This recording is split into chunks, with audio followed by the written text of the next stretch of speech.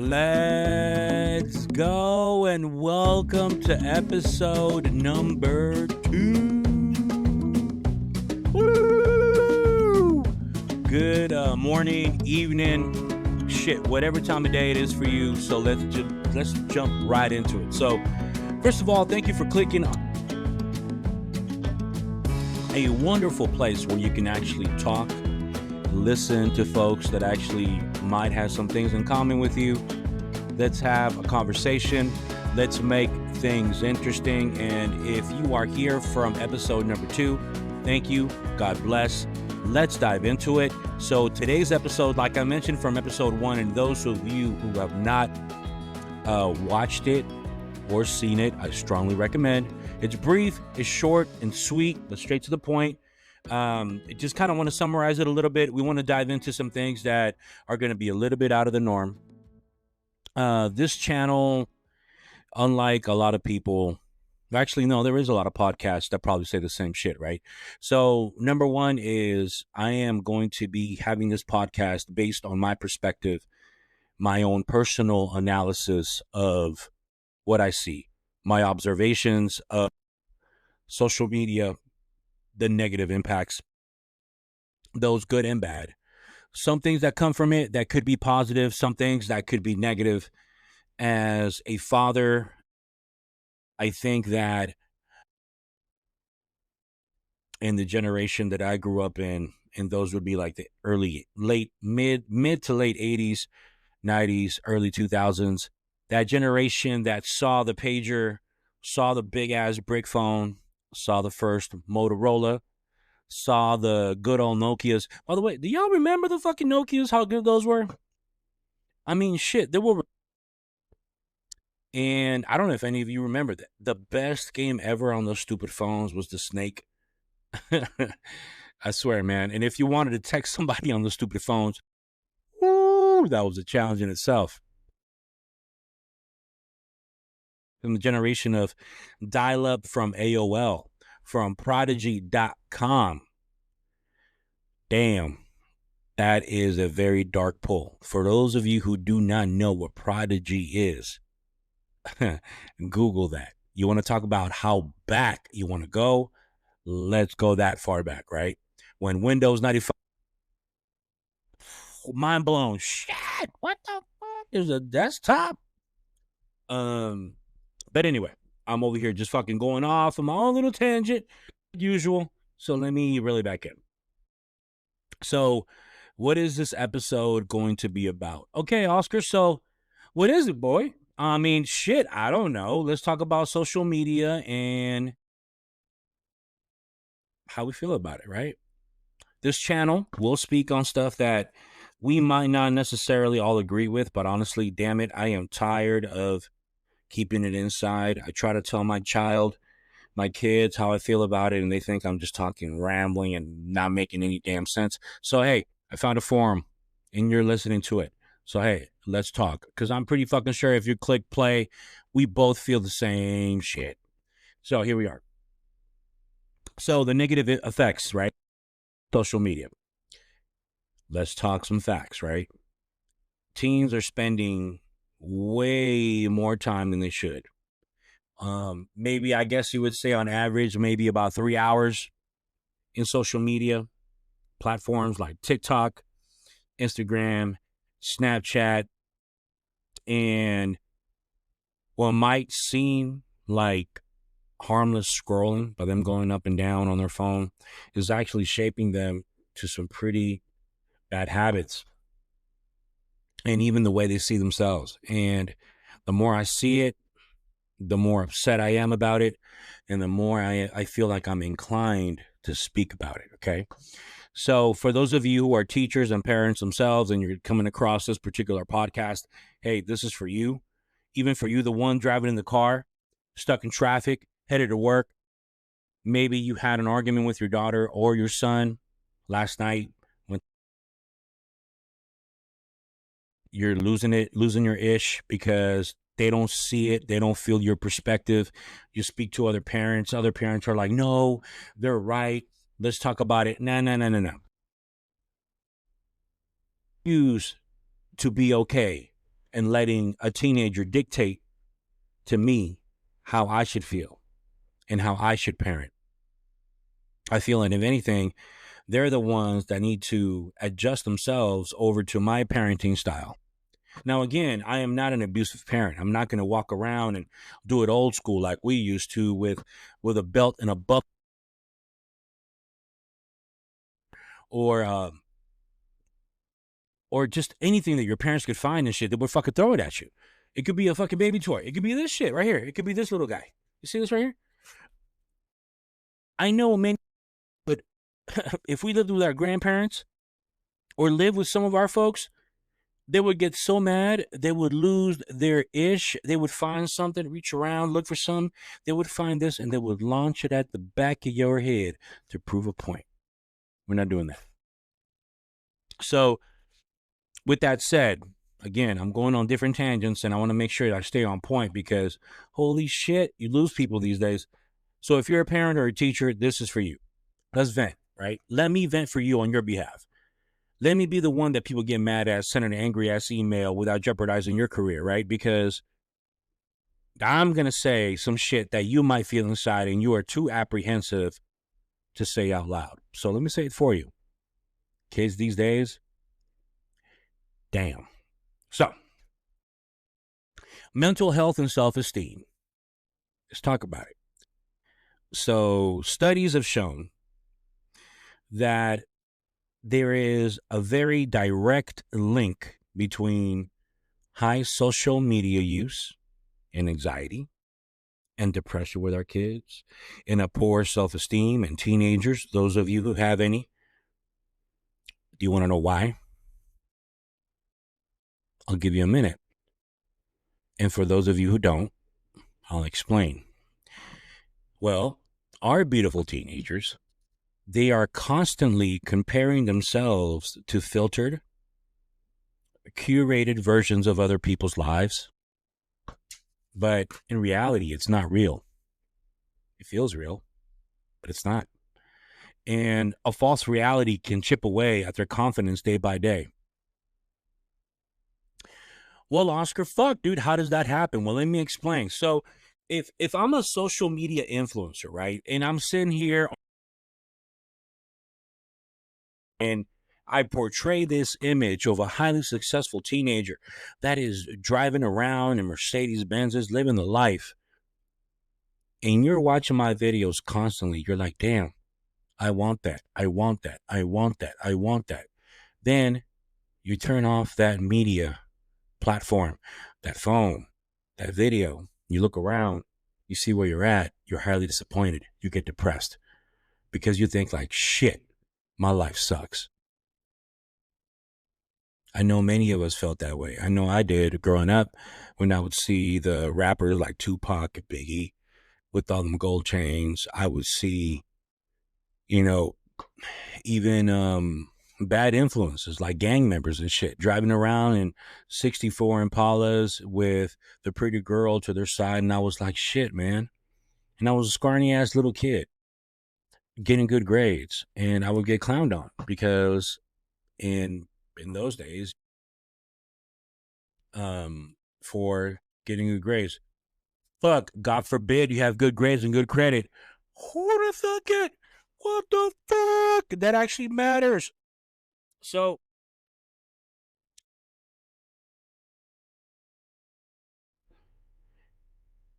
for those of you who do not know, it impacts identity and influence. Here is another concern, right? Our teenagers, this new generation, is forming their own identities while being bombarded with trends, body ideals, and viral challenges like Tide Pods or doing some other stupid stuff. Some of these trends are harmless, yeah, but others are not. They're risky, they're stupid in my opinion, and that's all that's trending. And as a parent, we're sitting back and we're watching this shit, and as teachers, we're watching our students do this stuff, and we're just like, where the hell did that come from, right? That's brand new. Never encountered that. It sucks, yo. Like it really sucks. And I mean, like, and I really don't know how I feel about it, right? So I came across this platform and I said, hey, I'm going to speak my mind on it. I'm going to tell people how I feel about it and we can have a conversation. Let's make it interesting, right? You're going to agree with me. I'm going to agree with you. We're going to have a conversation like two grown adults. Some of you will definitely not like it and send me a bunch of angry emails, and that's okay. I welcome it. Bring the smoke. But what do we do as parents, right? We're in 2025. Well, number one, you can talk to your kid about have a conversation with your kid. If you see them doing stupid shit like swallowing Tide Pods, and you know they're doing that, you know they're going to your neighbor's house doing on ditch. If some of you don't know what that is, it's basically driving around, hitting a doorbell, and then bouncing off, hoping nobody catches you. The problem is in 2025, everybody's got the fucking Ring camera, and everybody knows who the fuck you. And Billy Bob and Jimmy or Jose or little fucking Tyrone is out there running around. Everybody knows who you are. They know where you live. You live down the street. Not too smart. But in my opinion, I think that you have to take breaks, tell the kids to take breaks from social media and actually have a conversation, engage with somebody. Set limits on social media because it isn't going away. You're not going to tell them, hey, no, you're not going to be doing this. You're not going to be doing that. That's never going to fucking happen because they're always going to be exposed to social media because that is the new normal. Okay. That is the equivalent to us on AOL. That is the equivalent to pagers. That's the equivalent to mihente.com. I know it's really bringing it back. All those forums before Facebook where you would go up, link up, dial up, whatever it was, and you would post your stuff, and there you go. You're on the internet. It's not going to go away. But we can control how we use it. And that's the problem. We, parents, we control that. Until our child is 18 years old, an adult in their mind, we should be able to build a foundation strong enough, built on principle, that they should know how to handle themselves and how to manage the social media pressures that other kids are being succumbed to these days. And unfortunately, some of us parents are failing. And I'll give you a few examples. So in the last episode, I mentioned that my wife and I, we went to Monterey. For some of you that don't know, Monterey is a beautiful city along the coast that you can travel to with your plus one or your family. There's the Monterey Aquarium. You can go whale watching, and it's just a beautiful experience. It's really wonderful. I strongly recommend it. There is an alley called Cannery Row. It's got a bunch of shops, a bunch of stores that you can buy souvenirs, clothes, etc. It's beautiful. It's really peaceful. And we went up there to have a weekend of our own. My wife has just gone to New York and to Lake Tahoe with my children because, unfortunately, as some of you out there in the audience, when you have kids in sports and in dance and in competitions and there's travel ball, those of you who know. When your kid's season starts, we are all prisoners to what their schedule is. And that's basically the reality of the game. And it's expensive and it mounts up. So with that being said, my wife was like, hey, Oscar, you've worked a lot. You've stayed home while my daughters and myself have gone to these competitions. And she said, hey, we need to do something for ourselves. So we did. But I digress. So as we're having dinner at El Torito, which is a great restaurant, by the way, for those of you that don't know, go. There's very few left, but if you do find one, I recommend that you go and try the deep fried ice cream. It's badass. It's beautiful. My wife and I just had a good old time. But I was on my phone and I was looking and scrolling that really just stood out for me, right? And it was a video of these kids in Texas, teenagers, going to the prom. And at first, I'm like, okay, this kid's going to the prom. What's so special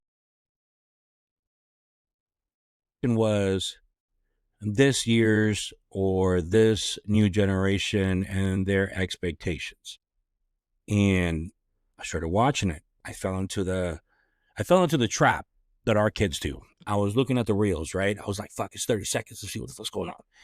And it was kids, probably 16, 17 years old, 18, some of them, showing up to their proms in Bugattis and G5s, G-Wagons, and Corvettes and Lamborghinis and Ferraris. Yeah, I'm going to pause right there because I want you to really think about what I just said, right? So I'm going to say it again for those of you in the back, or if you're not listening. Teenagers showing up to their prom in Bugattis, G5 wagons, Chargers, Lamborghinis, Ferraris. Teenagers.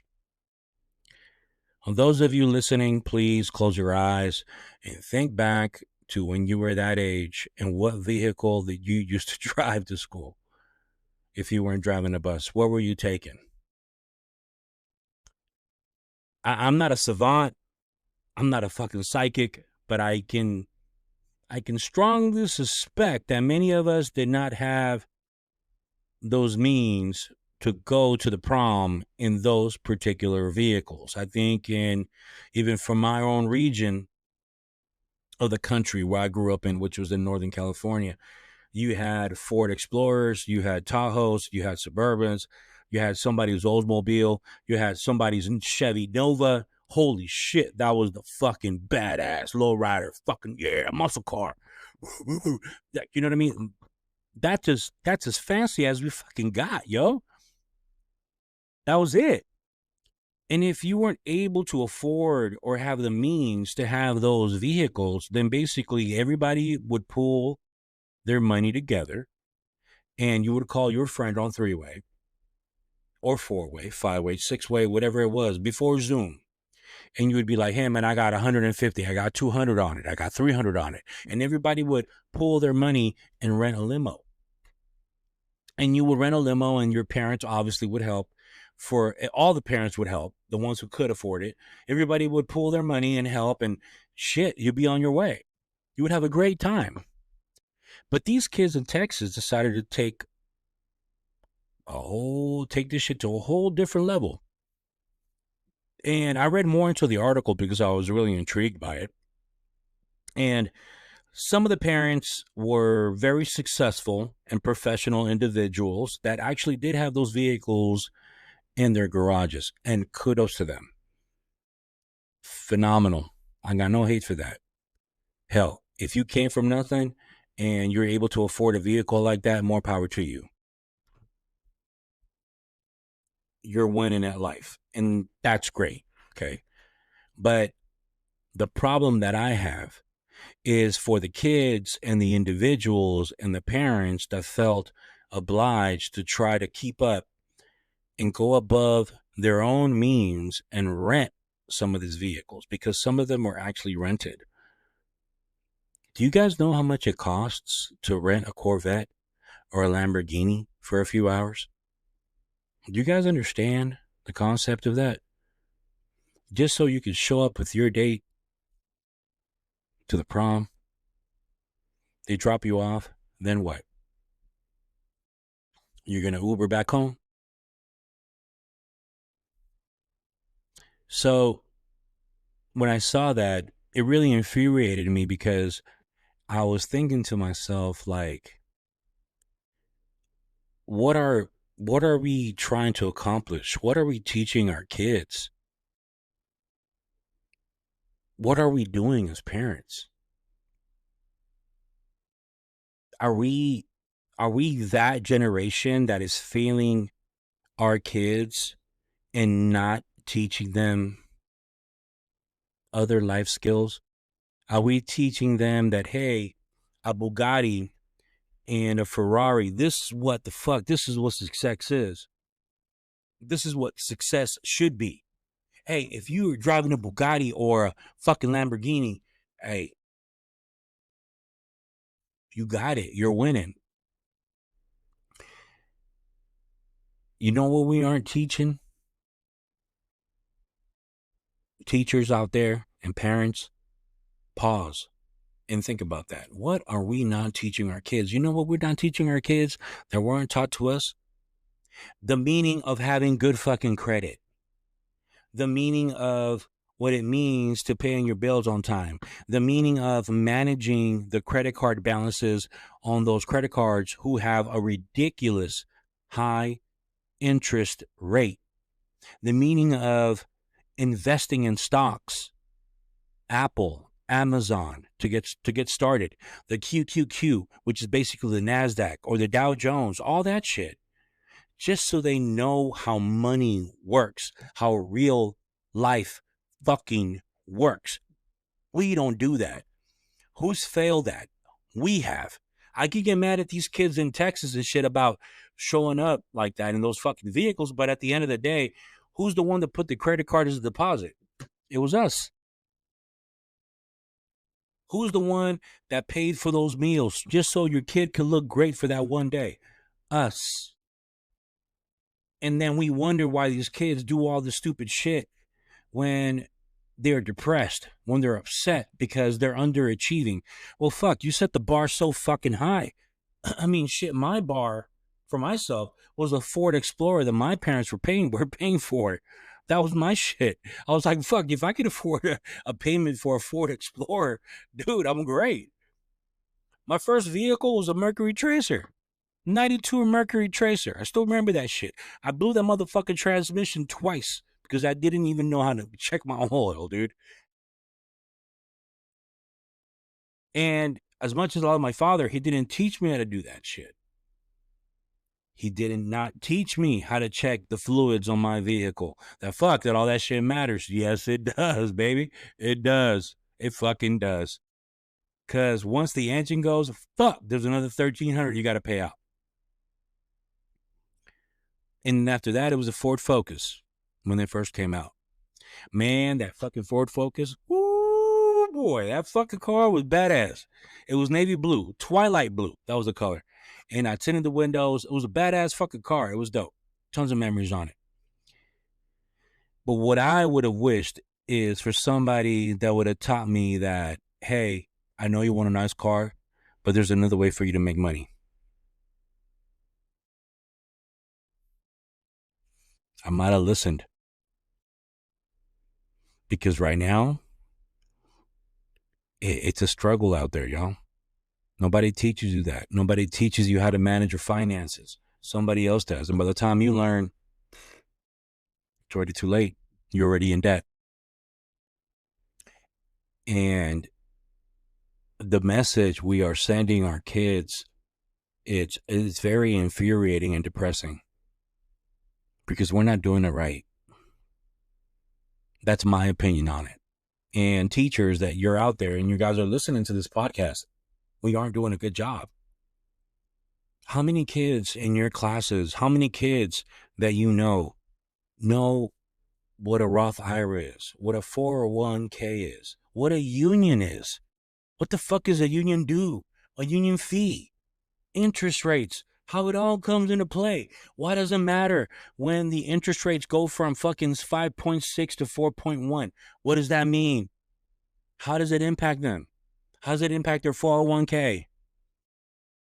When the government is cutting programs each and every effing day, how is it going to affect you? You're only 18, you're only 19. How does it impact them?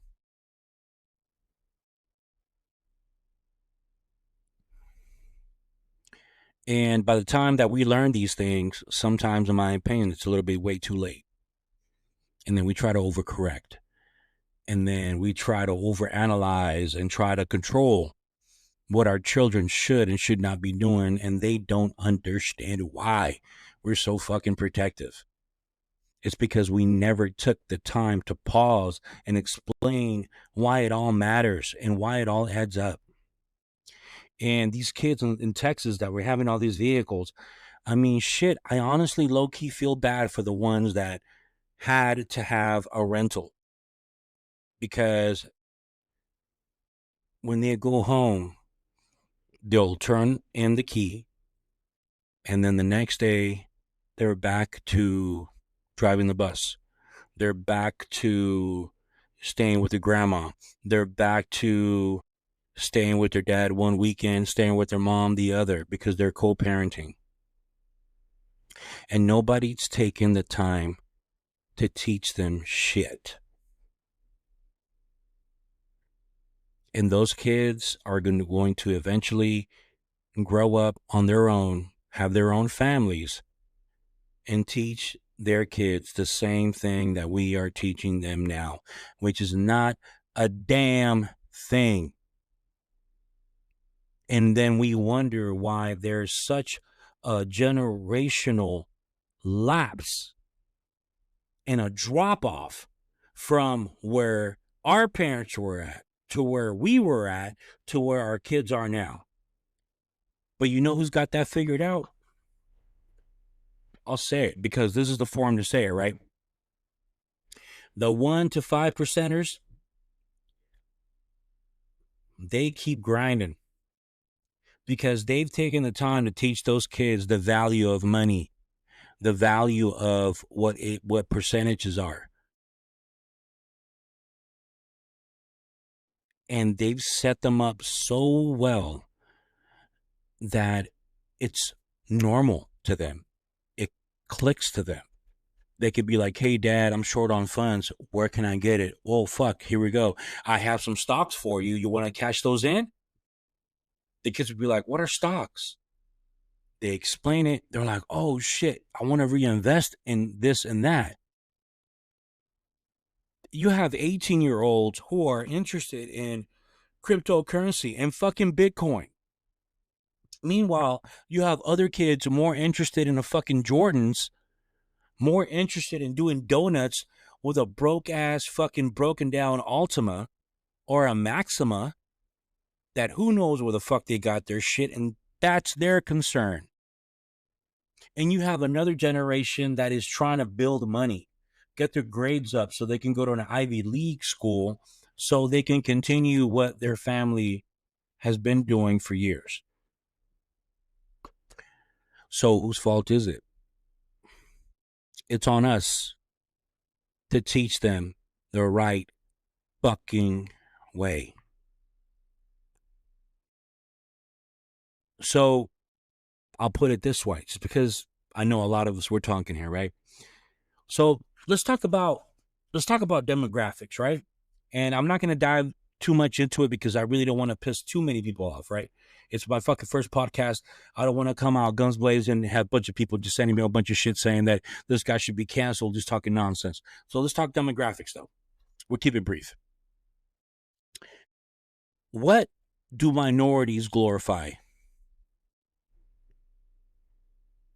And I'll include my own as well. I'm Hispanic. We got corridos. We got hip hop, not the good kind. And we glorify money, cash. We glorify jewels, rings, necklaces, grills, earrings, etc. And our kids, my own as well, try so hard in their school to obtain these things for a short and brief moment of acceptance. A short and brief moment of acceptance.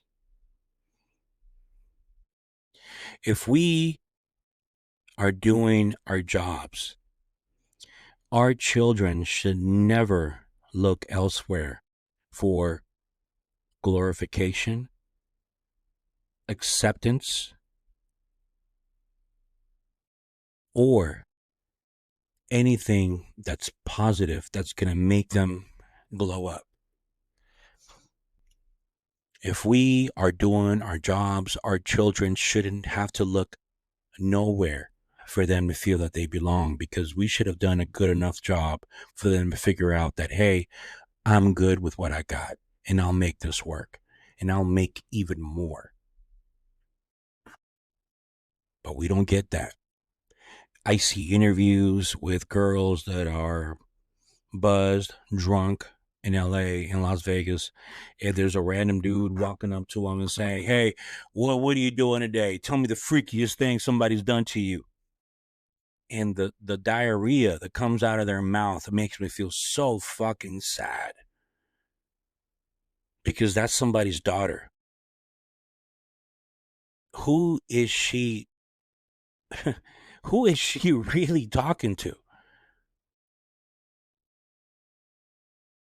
But that's our fucking problem right now as parents. We're not seeing this shit. We are so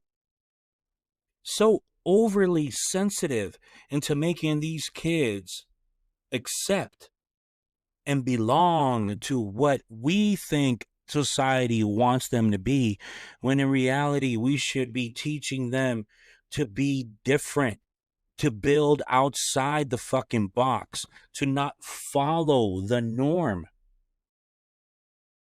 And I'll put it this way. The most successful people that you can think of, I'll keep it very, very, very straight to the point. Jay-Z and Beyonce.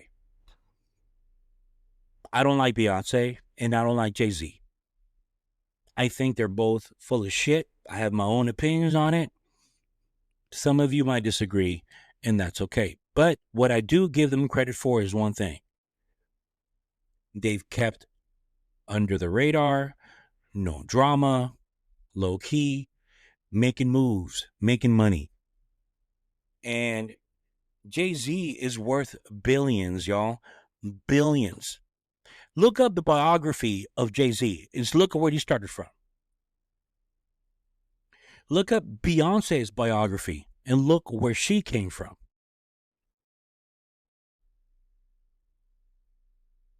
Are you done looking at it? Okay, let's review it. So, Jay-Z was a hip-hop artist from an urban area in New York. Became successful. He had good raps, good flows. Hey, released a couple videos, CDs, became very successful. Decided to become an entrepreneur. He didn't want to be the one that the label was paying. He wanted it to be the label. He built his brand. Now look at him. Does he wear gold chains? Does he wear fat ass grills? Does he dress like he belongs in a fucking music video? No, he doesn't. Beyonce, the same exact thing. Think about it. If you look at Bill Gates, if you look at Elon Musk, if you look at everybody from Shark Tank, the one thing they have in common, they fly under the radar.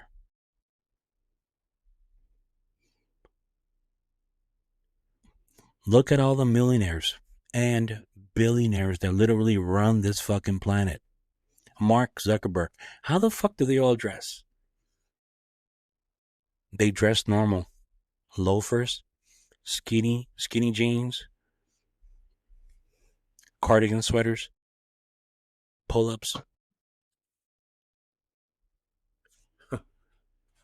They're the ones that are running shit. And what do our kids glorify?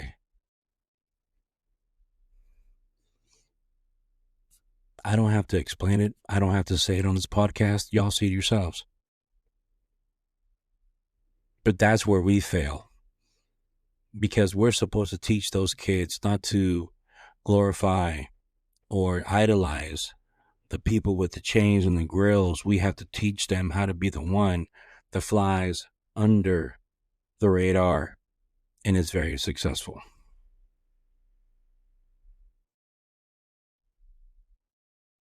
So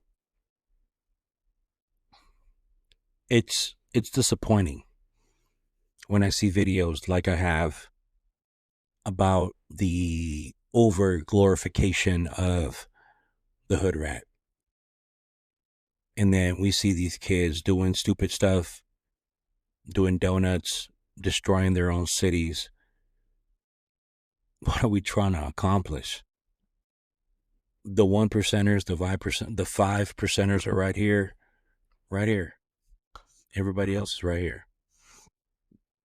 And everybody asks, well, how the hell did they do that? Well, I just explained it.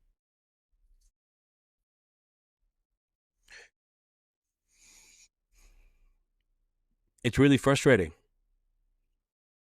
Really, really frustrating. Because it happens in every single community. It happens in the black community. It happens in the Hispanic community. When I see the Edgars of the world, come on, cuh, the Quacha cuh, la Mamalona cuh. So fucking ignorant. And that's how they see us. So next time you look up Facebook and you open up your social media and you are in your early 30s to late 40s, early 50s, you should be fucking ashamed and pissed off that that's the way that your culture is being portrayed as, because that's not us. That ignorance, that immaturity, that destructiveness is not us.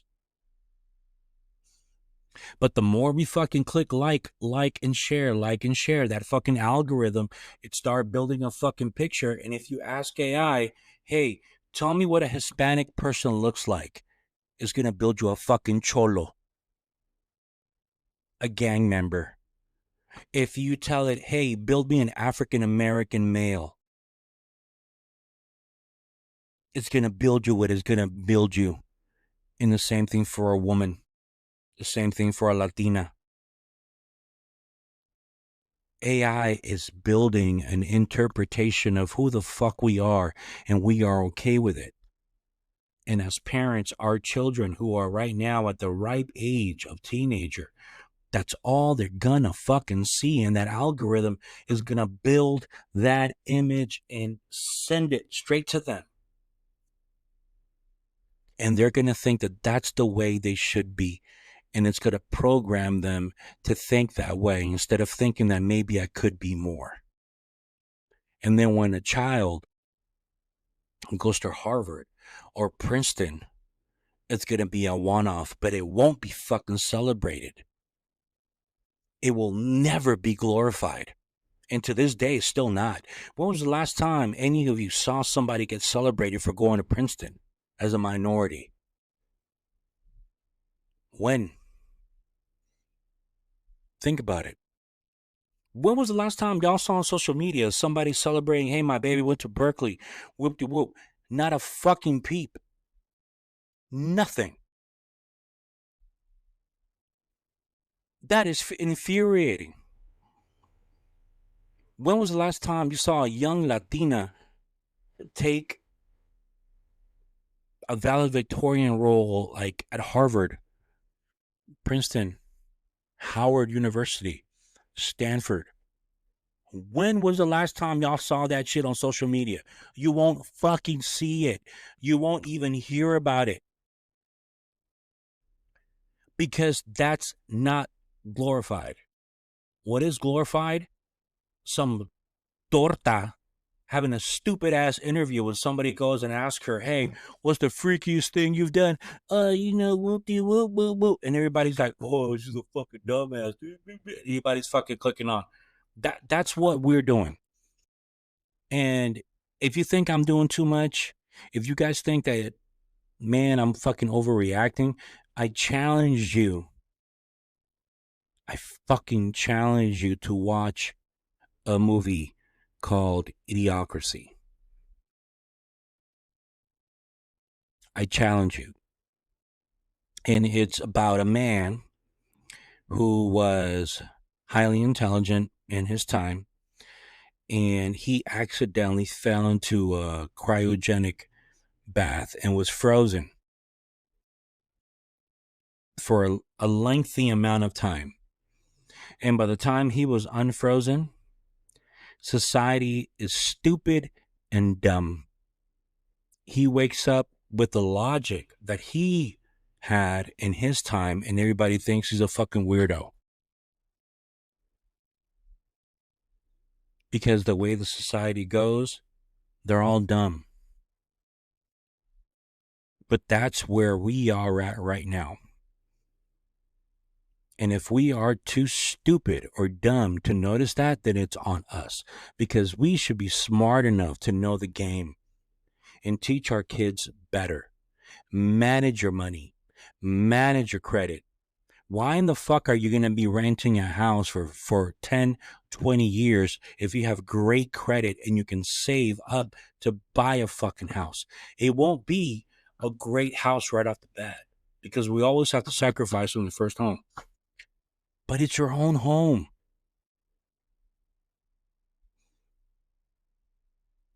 Why do we continue to be that society who rents and rents and fucking rents? And that's all we teach our kids instead of taking a shot at trying to become homeowners. That's where the money is. Equity, HELOC, managing your credit, balancing your checkbook, keeping your credit high, investing in stocks, 401ks, CDs, Bitcoin, crypto. It sounds nerdy as fuck, but you know what? At the end of the day, that's how you build wealth. Are we going to be a society of short-term gains? For what?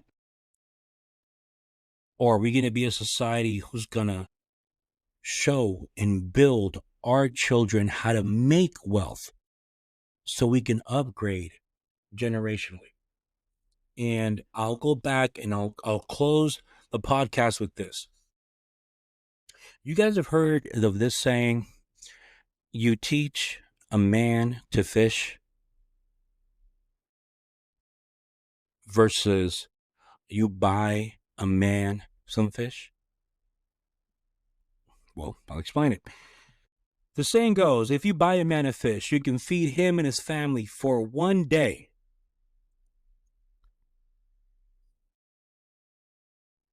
Okay. But if you teach the man how to fish, you can feed him and his family for a fucking generation.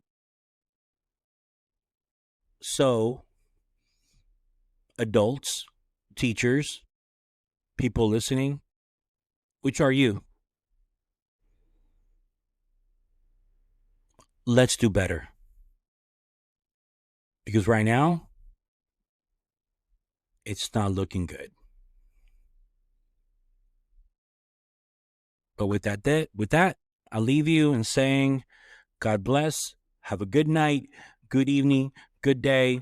I hate to end these fucking podcasts on a fucking negative turn and just some really bad shit, but fuck, man, maybe sometimes we do need to hear it. And if you're able to, and if you agree with this message, maybe you should put this on and have your children listen to this shit, because this is one perspective from one parent. You might not feel comfortable saying to these kids what the fuck I just said, but they got to listen to it. They got to think better, because they're the ones that are going to be raising your grandkids one day. What you teach is what you're going to see generationally down the line. Are you going to be okay with that? Are you going to be okay sitting on your fucking deathbed and saying, hey, man, I am glad and wonderful and I am happy and I'm at peace with what I taught them? Or are you going to do something about it? Let's keep it interesting. Email, like, subscribe. Let's get at it. Look forward to episode number 3.